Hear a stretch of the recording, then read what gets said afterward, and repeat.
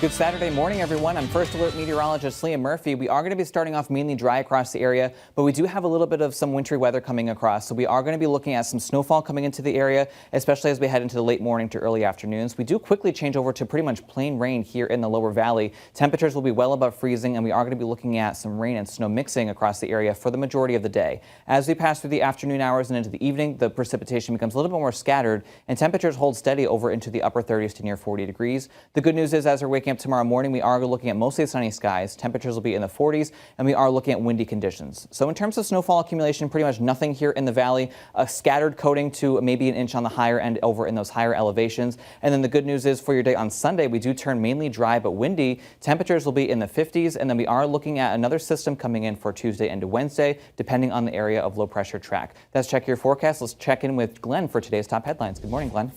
Thank you, Liam, and good morning. I'm Glenn Kittle, and here's your latest update from Western Mass News. 2 people have been arrested and charged in connection with a murder on Monday on Belmont Avenue in Springfield. Police responded to reports of a shooting around 4 p.m. on March 20th.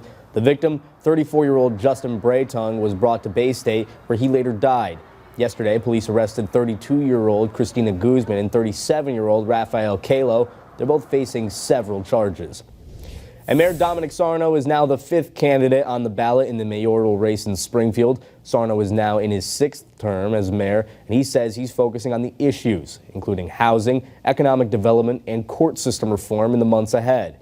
He now joins State Representative Orlando Ramos, Springfield City Council President Jesse Letterman, Springfield City Council member and former City Council President Justin Hurst, and Dr. David Champy, a local psychotherapist. Those have been your Western Mass News headlines. Have a great rest of your morning.